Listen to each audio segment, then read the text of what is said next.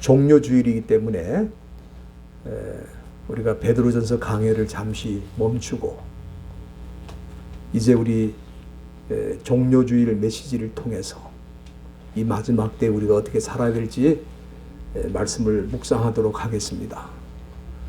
우리 예수님께서 마지막 예루살렘 성에 입성하실 때에 그야말로 수많은 예루살렘 성의 백성들이 종려나무를 가지고 주님을 환영했습니다. 그때 호산나 찬송하리로다, 호산나를 외쳤는데, 이 호산나라고 하는 말 우리가 많이 쓰고 있습니다만은 정확하게는 호시아나, 이 히브리 말로 호시아나라고 그러는데, 호시아라는 말은 구원이라는 말이고 나라고 하는 건 지금이라는, 우리 영어의 now하고 같은 겁니다. 지금이라는 뜻, 그러니까 지금 구원해달라, 그런 뜻이 되겠습니다. 아마 이스라엘 백성이라면은 호산나를 모르는 사람은 아무도 없겠죠. 시편 118편 25절에 보면은 이스라엘 백성들은 하나님을 경배하고 또 하나님을 찬양할 때마다 여호와여 구하옵나니 이제 구원하소서, 그렇게 찬양을 드렸는데 바로 거기에 이제 구원하소서, 호시아나라고 하는 표현이 시편 118편 25절에 나타나 있습니다.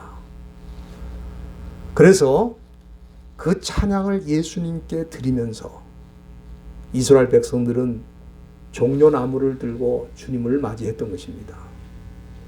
이제 이 종려주일이 지나면서 한 주간은 우리가 고난주간으로 지키게 되는데, 우리 예수님이 어떤 고난을 받으셨는가 한번 우리가 깊이 생각을 해볼 필요가 있습니다. 저는 우리 예수님께서 십자가의 고난을 받으시기 전에 그가 받으신 고난이 있다고 생각합니다. 갈보리 언덕에서만 고난을 받으신 게 아니죠. 평생 동안 고난을 받으셨지만 예루살렘 입성하신 다음에도 우리 예수님은 십자가의 고난에 앞서서 고난을 받으셨어요. 그 고난이 뭐냐 그럴 때 저는 배반의 고난이라 그렇게 생각합니다. 배반의 고난이라. 저는 사람이 경험할 수 있는 가장 고통스러운 그 쓰라림이 이 배신이라고 생각을 합니다. 여러분들 배반 가운데, 배신 가운데에도 가장 쓰라린 고난은, 그 배신은 엄마가 자기 아기를 갖다 버리는 겁니다.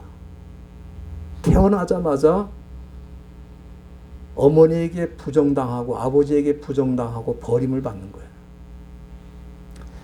대부분 그렇게 버려진 아기들은 죽음을 당하게 되고 살아남는다 할지라도 일평생 버려진 것에 대한 아픔과 상처를 갖고 살게 되는 거죠. 또 그 다음에 가슴 아픈 배신이 있다면은 자녀들이 부모를 배신하는 거죠. 그래서 자기들을 키워준 부모님을 버리고, 그리고 자기를 위해서, 자기 인생만을 위해서 살아가는 그런 자녀들이 많이 있습니다. 그리고 세 번째, 또 가슴 아픈 배반이 있다, 그 배반이 있다고 하면은 남편이 아내를 배반하고 아내가 남편을 배반하는 거죠. 일평생 함께 살겠다고 약속하고 결혼했지만 서로가 서로를 배반하는 것입니다. 그리고 마지막으로 가장 흔한 배신은 우리가 이 세상 살면서 도움을 많이 준 친구나 또 동료에게서 배신을 당하는 거죠. 이 세상에 고통스럽지 않은 배반은 없습니다. 누구보다 믿고 아끼던 사람들에게 어느 날 배신을 당했을 때 그 고통은, 그 충격은 말할 수 없을 것입니다. 오늘 본문에 나타나신 우리 예수님은 누구보다 마음 아픈 배신을 경험하신 분이다. 그 고난을 받으신 분이다. 그렇게 생각합니다. 저는 예수님께서 이제 마지막으로 예루살렘에 입성하셨는데 그 예루살렘은 어떤 도시인가? 한마디로 배반의 도시였다. 그렇게 생각을 합니다. 우리가 잘 아는 대로 예수님을 제일 먼저 배반했던 사람은 가룟 유다였습니다. 오늘 본문 한번 보시길 바랍니다. 47절과 48절에 보면은 이 가룟 유다가 무리를 이끌고 주님께 찾아왔어요. 그리고 주님께 입을 맞추고 인사를 하는데 그때 우리 예수님께서 뭐라고 말씀하셨습니까? 유다야, 네가 입맞춤으로 인자를 파느냐, 그렇게 말씀하셨어요. 저는 이 장면, 이 말씀을 읽을 때 참 온몸에 소름이 끼쳤습니다. 어쩌면은 십자가의 고난도 아픈 고난이지만 그것은 하나님의 뜻을 이루기 위한 고난이라고 하면은 이 고난은 3년 동안 같이 먹고 같이 자고 같이 살던 제자 중에 한 사람이 입을 맞추며 예수님을 팔아먹는 그 아픈 현장을 우리 주님이 경험하셨을 때 그 고난이 얼마나 참 아팠을까, 그렇게 생각이 됩니다.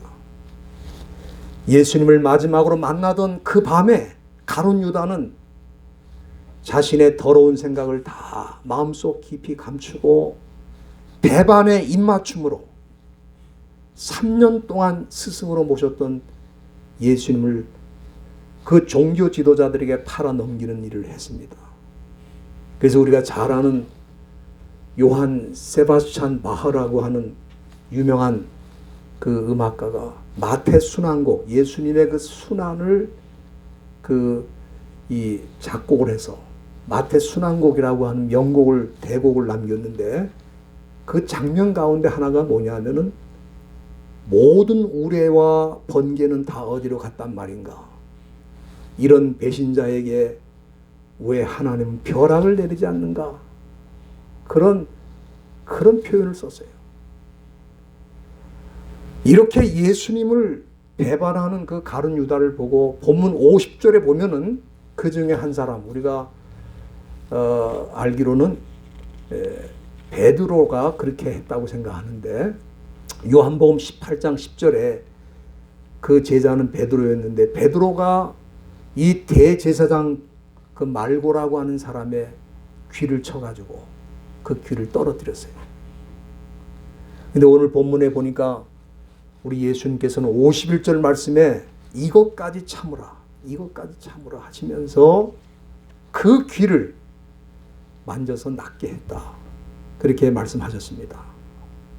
그리고 오늘 본문에 나타나 있지 않지만은 마태복음 26장 50절 말씀에 보면은 그 배신자 가룟 유다에게는 아주 부드러운 목소리로 친구요 그랬습니다.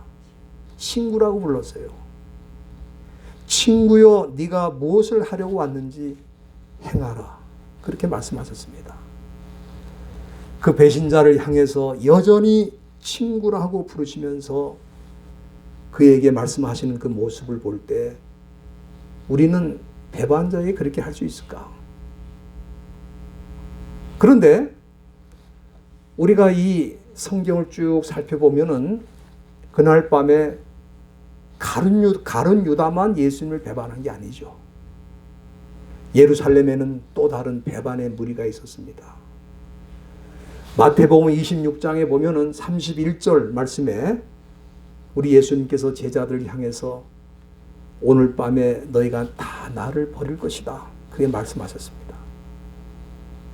그때 베드로는 내가 주님과 함께 죽을지언정 주를 부인하지 않겠다, 그렇게 큰 소리를 쳤지만은 가야바 법정에 예수님이 끌려갔을 때 거기서 한 계집종이 당신도 예수를 따라다니던 사람이다, 그렇게 소리를 지를 때 나는 그를 알지 못한다고 예수님을 3번씩 부인했던 것을 볼 수가 있습니다.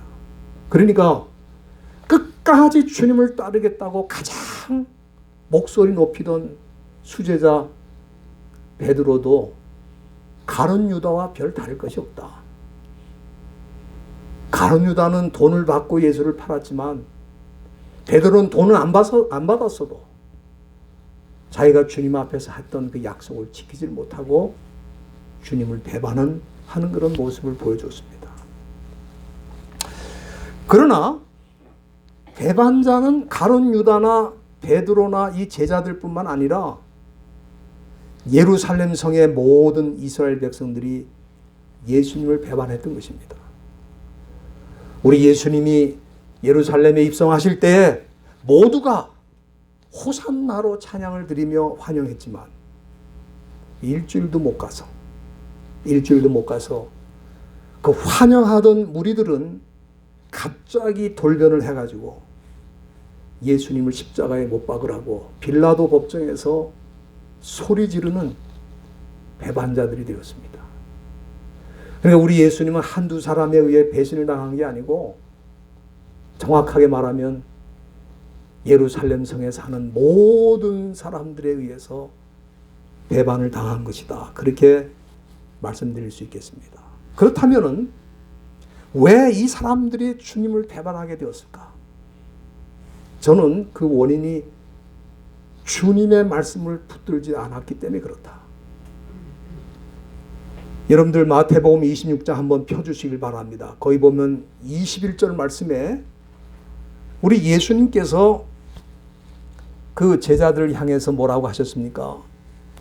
너희 중에 한 사람이 나를 팔게 될 것이다. 그렇게 예고를 하셨어요. 그런데 그때 그 가룟 유다는 그 얘기를 듣고 랍비요. 예수님을 유대인들이 스승을 부를 때 쓰는 말이 랍비거든요. 그 랍비라는, 그러니까 더 이상 예수님이 그에게 주님이 아니셨습니다. 그냥 선생님이세요. 그러면서 랍비요, 내가 그렇게 할 것입니까? 그렇게 질문을 했습니다. 그때 우리 주님께서 뭐라고 하셨습니까? 네가 말했다 그랬어요. 얼마나 두렵고 놀라운 말씀이에요. 자기는 예수님이 결코 자기가 대제사장들에게 예수님을 팔아 넘기는 걸 모르실 줄 알았는데 우리 예수님은 이미 다 아시고 바로 네가 그렇게 할 것이라고 경고를 해 주셨습니다. 만약에 가룟 유다가 진짜 예수님을 넘기려고 할 때에 우리 주님이 하셨던 그 말씀이 기억이 났고 그것이 생각이 났다면 예수님을 팔려고 했던 그 행위를 중단했을 것입니다. 말씀을 붙들면 배신을 할 수가 없는 거예요. 그러나 그는 배신의 순간에 그가 붙들 수 있는 말씀이 없었어요. 놓쳤습니다. 우리가 잘 아는 대로 베드로는 그나마도 회개할 수 있었던 이유는 뭡니까? 닭이 울 때 예수님이 하셨던 말씀이 생각이 났어요. 그래서 그 말씀을 붙든 거예요. 그래서 그는 배반했다가도 회개하는 자리에 나갈 수가 있었습니다. 여러분들, 저와 여러분들도 다 우리는 세상 살 동안 이런 배반의 유혹을 받을 수가 있습니다. 그렇지 않겠습니까? 사탄이 가룟 유다만 흔들겠어요? 사탄이 예수님의 12제자만 흔들겠습니까? 사탄이 예루살렘 성의 백성들만 흔들겠습니까? 지난 2000년 동안 사탄은 수많은 주님의 백성들을 흔들었습니다. 유혹했어요. 그래서 그 유혹에 넘어진 사람도 부지기수로 많지만 그러나 그 가운데서도 승리한 사람들이 있어요. 어떤 위협이나 죽음의 공포를 당할지라도 끝까지 믿음을 지킨 사람들은 어떻게 해서 지켰느냐? 그들은 말씀을 붙든 거예요. 말씀을 붙든 거예요. 여러분들 마태복음 10장 33절에 보면은 아주 유명한 말씀이 있죠. 누구든지 사람 앞에서 나를 부인하면 나도 하늘에 계신 내 아버지 앞에서 저를 부인하게 될 것이다. 얼마나 무서운 경고입니까? 여러분들, 우리가 배반의 유혹을 당할 때 정말 우리의 목숨을 위협하면서 우리에게 배반할 것을 요구할 때 우리가 이 말씀 붙들어야 되잖아요. 내가 부인하면 나도 주 앞에서 부인할 것이다. 그렇게 말씀하셨어요. 여러분들, 저와 여러분들도 이 세상 사는 동안 사단이 우리를 흔들고 우리를 유혹할 때 하나님의 말씀을 붙들고 승리할 수 있기를 주님의 이름으로 부탁드립니다. 예. 가룟 유다가 예수님을 배반하고 실버 코인, 예? 은전 30냥을 20냥이죠? 은전 20냥을 받았을 때 그 돈 때문에 행복했습니까? 행복했어요? 그리고 그 돈을 한 푼이라도 썼습니까?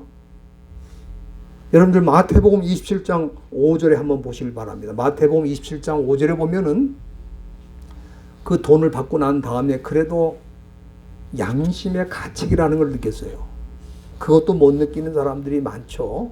그러나 가룟 유다는 양심의 가책을 받고 괴로워하다가 결과적으로 그 돈을 던져주고 그리고 목을 매서 죽게 되었습니다.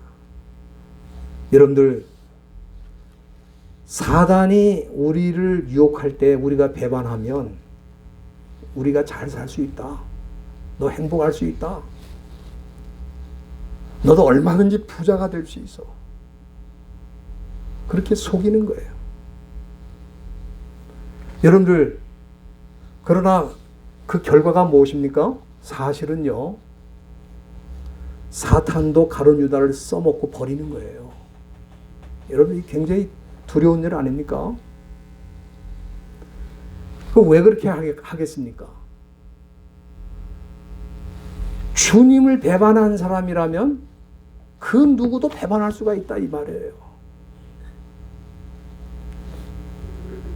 여러분들, 우리 공산당들이 말이죠. 이 자유민주주의에서 살던 사람이 공산주의를 따라가면 공산당들이 좋아할 것 같으죠. 실컷 써먹고 갖다 버리는 거예요.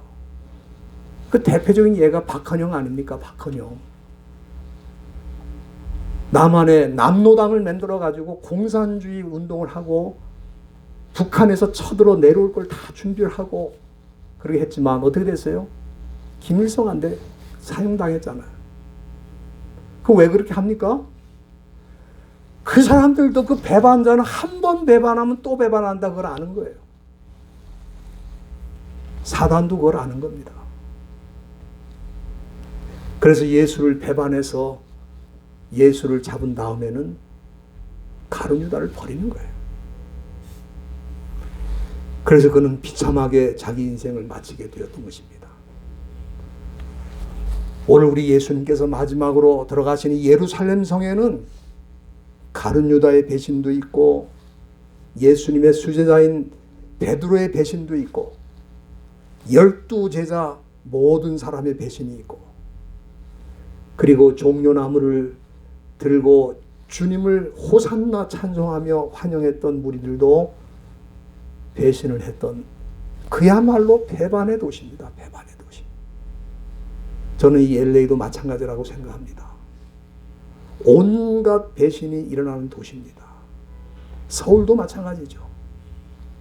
전 세계가 지금 배신으로 가득 차 있어요. 눈앞의 이익이나 순간의 위기를 모면하기 위해서 주님을 배반했지만 그 배반한 인생들이 결코 행복하지 않았습니다. 여러분들 잘 아시는 것처럼 주님을 배반했던 가룟 유다는 스스로 목숨을 끊었고 주님을 배반했던 이스라엘 백성들은 역사 이래 그처럼 핍박을 받은 민족이 없습니다. 독일의 나치에 의해서 600만 명이 학살을 당했어요. 그렇게 잔인한 일들이 배신의 결과로 나타나게 된 것입니다. 그렇기 때문에 오늘 저와 여러분들은 이 종료주의를 맞이하면서 혹시 우리는 우리 주님을 배반하는 자리에 있지는 않았는가?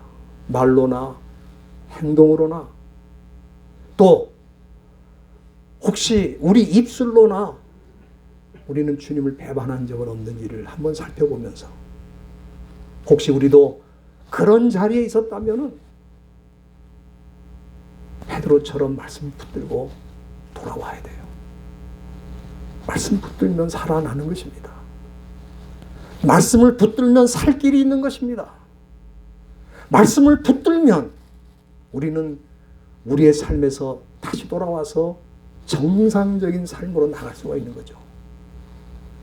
저와 여러분들이 이 고난주간에 우리 예수님이 당하신 첫 번째 고난은 배신의 고난이었다는 걸 기억하면서 저와 여러분들이 우리의 남은 생을 통해서 이런 배신자가 되지 않도록 주여 나의 생각, 나의 마음, 나의 행동을 인도해 주시옵소서.